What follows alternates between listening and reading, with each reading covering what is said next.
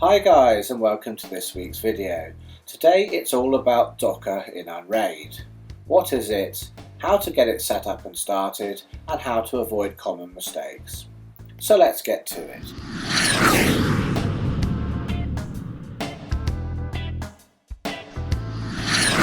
So today we're going to be looking at Docker in unRAID and how best to use it. We'll break down the topic into 8 basic sections. What is Docker? How to enable Docker? About the Docker image file. Appdata, what it is and how it relates to Dockers. How to install a Docker.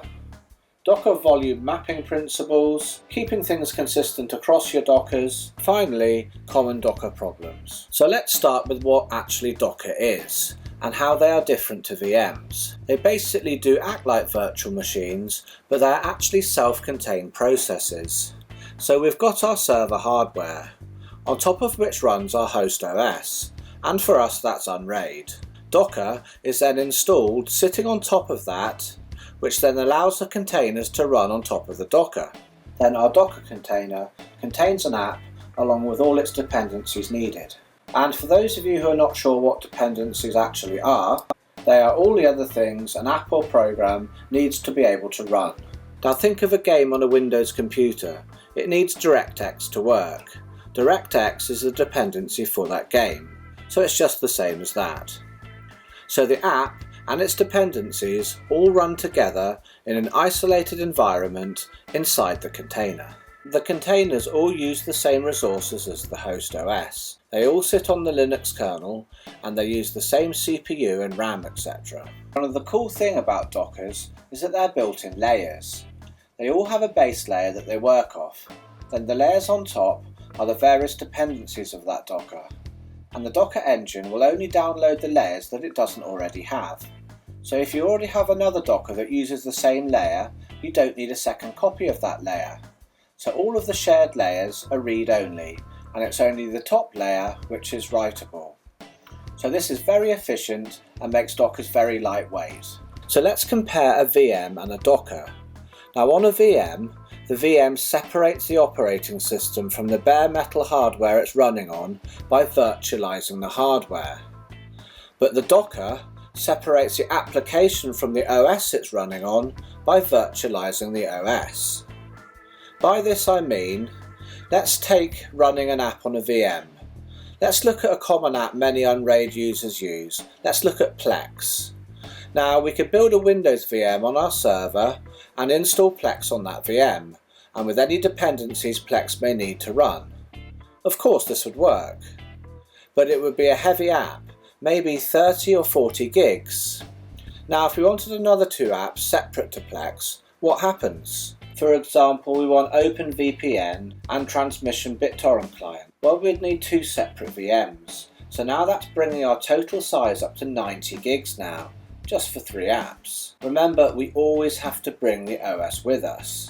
Yes, we could run all those apps on one VM, but then they're not separated from each other. And when we're running an app on a VM, remember we're using one operating system, the base operating system here, and then we're running our guest operating system here, the Windows. And also we're running another layer, which is the hypervisor, which is emulating all of the hardware. So there's a lot of heavy lifting going on. Now let's take the same app as a Docker. Now Docker, as I said, virtualizes the operating system and puts the app on top of that. So Docker kind of standardizes the OS by making it virtual in the same way a VM standardizes the hardware by making that virtual. This allows the app to be packaged with its dependencies in a container and not have to worry about the OS underneath.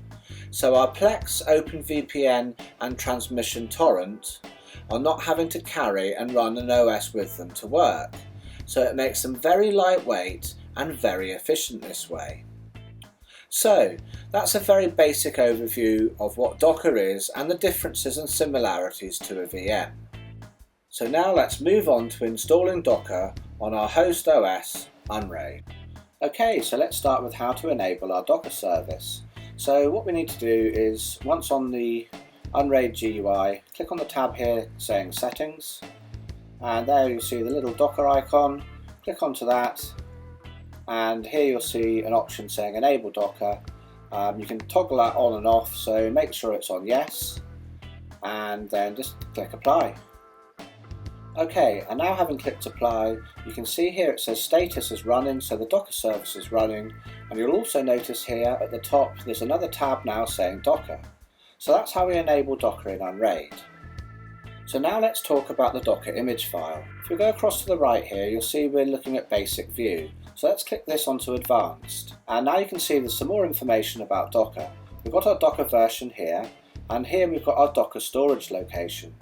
Now this is where the Docker image file is stored, and at the moment it's stored in our system share. So if I click onto my shares here, here's my system share, and so in this share, in this folder here, here's my Docker image file. And you can see the size of it is 21.5 gigabytes. Now we can change the size of this. By default it's set for 20 gigs. So if we go back to our settings and we click onto Docker again, so when back looking at the Docker settings, you'll wonder where anything isn't to do with the vdisk size for the Docker. So what we need to do is we need to actually stop the Docker service to be able to see this. So click onto no and then click apply. And now you can see here it says the Docker vdisk size, and by default it's set for 20 gigabytes.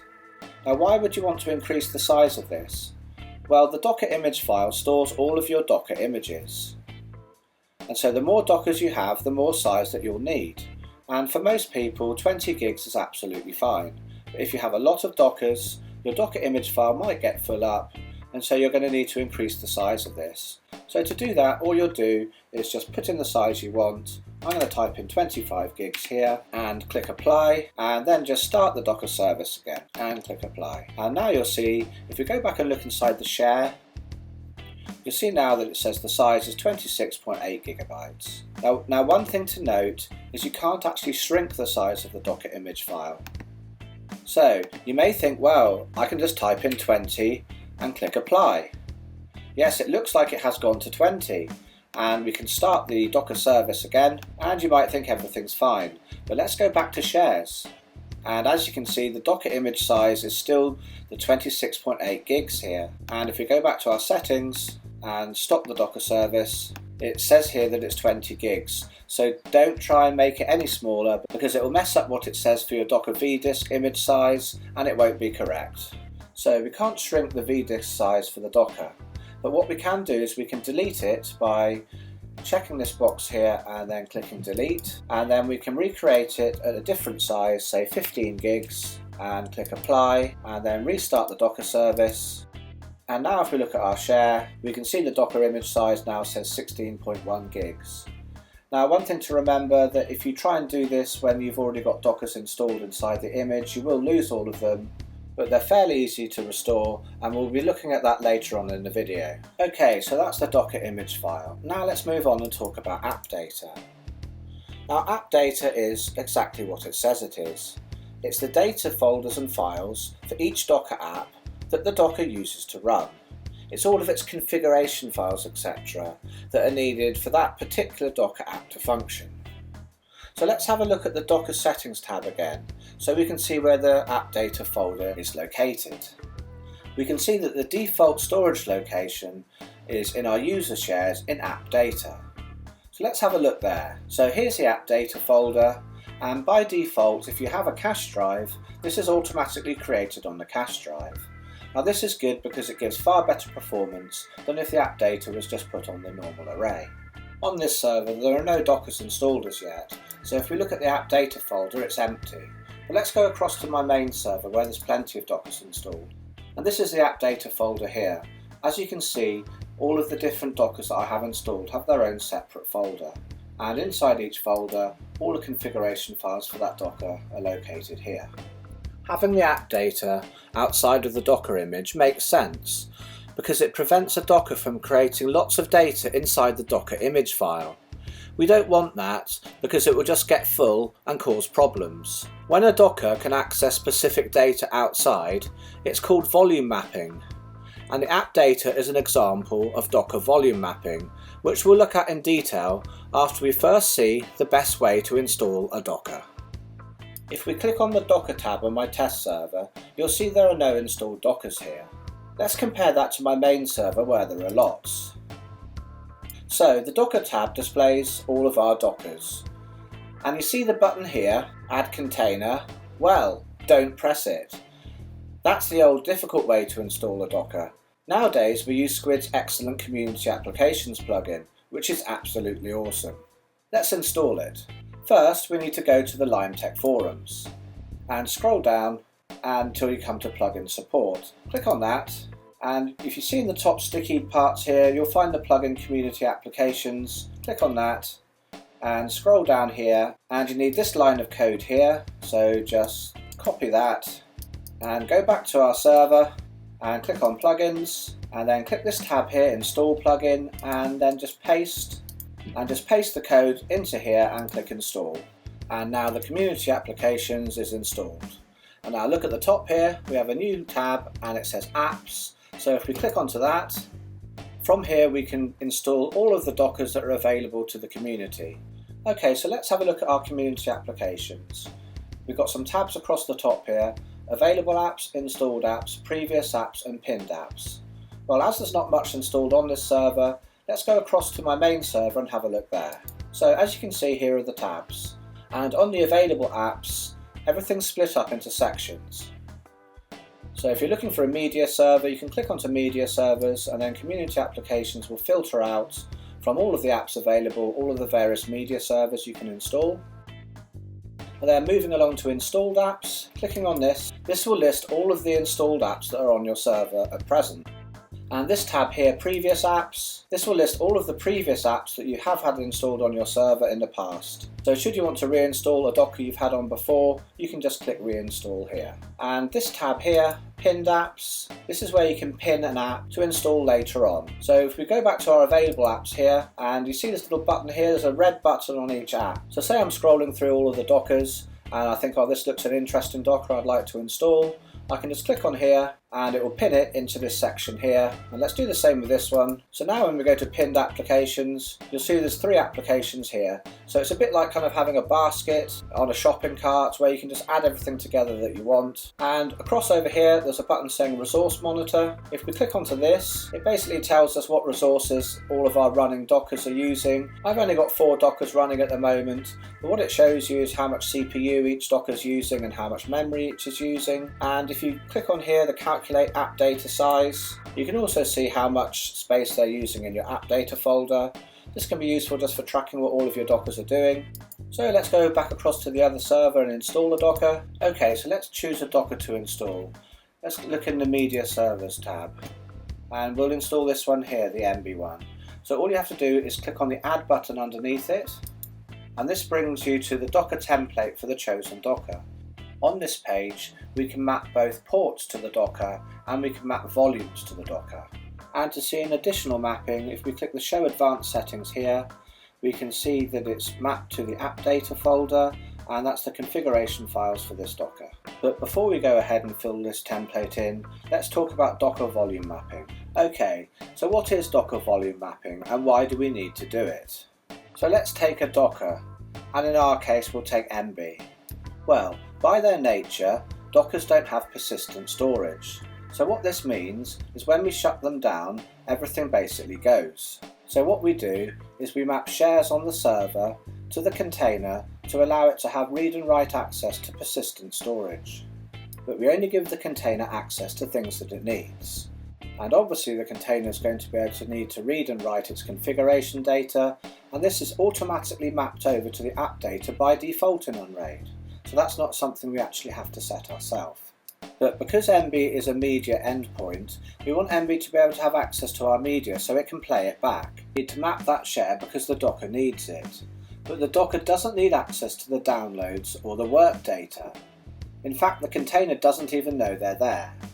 And it doesn't even know the share we have allowed to be mapped are not a part of itself. It thinks Appdata is /config, and it thinks the media share is /media in its own file system. As far as the Docker is concerned, it is the only thing running on the server. We can also map ports to Dockers to enable them to have a network connection to communicate. And by default, these are set in the template itself, and there's normally no reason to ever have to change them. The only time we might have to change them is if we have 2 Dockers that use the same port number. In that case, we would change the port number on the host to forward from a new port, but it would still be back to the original port number inside the container. Okay, so now we understand that, let's go back to our template and fill it in there. Okay, so let's start at the top and work down. The first thing we come to here is the container port. You can see it's 8096. Now, like I said, normally we don't have to change the host port at all, but what we can do is if we scroll down here, you see this button here, it says show deployed host ports. Well, if we click on that, it will show which ports are in use on the server. As I don't have any other Dockers installed on here, it's blank at the moment. But let's go across to my other server. And if on this template here, I click on the show deployed host ports, then the template I'm working on is highlighted in red here, and the port number is 8080. And I can look through all the other port numbers of the other Dockers, and I can see there's no conflict, so I'd know I don't need to change this to anything else. Okay, and so the next bit here is the container path, the /media. So this is where MB's looking for the media, and at the moment it's set for /MNT/user. Now that's all of the user shares on the server. Personally, I don't like doing that because I prefer my Dockers only to have access to what they actually need. But it is fine to have this and it will work this way. But I suggest using a direct path to the share you need. So to change this, just click on here and then scroll down to the share that you want. I want to have media files mapped to this, so just click on the share you want, and then this /media will point to this location now. And if we scroll down here, we can see the Appdata config path. Again, this is only visible by clicking this button here to show the advanced settings, and config path is just mapped to the Appdata share, and it's put in a folder called binhex-mb. So that's the template filled out, so just all you have to do then is click apply, and then it will pull down all the layers of the Docker that it needs and install it on your server. And when it's finished, just click onto done, and it brings you back to this screen. You don't need to click anything on this screen, just ignore this, and then click back onto Docker, and you can see then that the MB Docker is installed and running. And here you can see the port mappings for that Docker, and it shows you where the ports are mapped to. Like here it's mapped to my server IP address, which is 10.10.20.198, and the volume mappings are here. You can see where media is mapped to, and you can see where the config's mapped to. And another useful button here is the auto start. If you click this onto on, every time your server starts, this Docker will automatically start up. And we can see here there's a basic view, but we can actually toggle this onto an advanced view.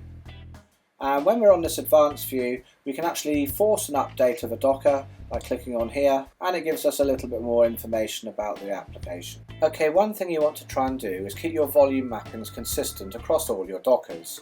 If we go across to my other server, all of my volume mappings are pretty much the same. Everywhere I've got a data folder for downloads is mapped to the downloads folder, and that's the same for all of my different Dockers. If we go on to Deluge, for instance, you can see that the download folders go to data and then incomplete. So that data folder here is mapped to my downloads, so that relates to downloads and then incomplete. And so when they're complete, they then move to the downloads share and then /torrents. And then if you look at my SAB NZBD, the temporary download folder is /data and /incomplete. So the /data is mapped to the downloads, and the completed folder is /data /complete. And if we look at SICRage, again, one of my post-processing directories is /data /complete. Again, the data is mapped to the downloads, and then the /complete is where my completed downloads are.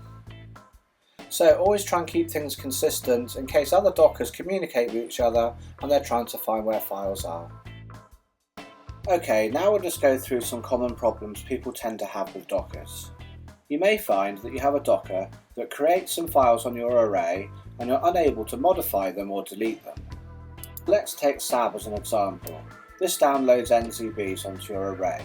What you have to make sure is the permissions for completed downloads are set to 777. So that gives everyone read, write and execute permissions. So in the Docker you're having trouble with, if it's not SAB, then try and find the part where it gives you the options to change the permissions to 777. You're finding that over time, your Docker image keeps getting full up, even though you're not actually adding extra Dockers. This is often because the mappings inside a Docker are incorrect, and it's adding files inside the Docker image itself. Let's take SAB as an example of this. So in SAB, for example, there's a temporary download folder and there's a completed download folder. Now at the moment both of my directories are correct. They're mapped to /data incomplete and /data complete, and the /data is mapped to my download share. But let's take the temporary download folder for example, and I'll show you how it can be incorrectly set. So let's click on Browse, and here's all the directories inside of the Docker. So if I scroll down and I selected, say, the TMP file, clicked Accept and then Save the changes, all of my temporary downloads are actually going to be downloading inside of the container. So this will soon expand the container and fill it up, and which will cause us problems. So always make sure that your volume mapping is done correctly outside of the Docker. So guys, that brings us to the end of another video. If you liked it and found it useful, well, please hit that like button. And if you haven't already subscribed to the channel, then please do. And if you want to support the channel, any donation is appreciated, which you can do by clicking the donation link. Anyway guys, whatever you're up to for the rest of the day, I hope it's good, and I'll catch you all in that next video.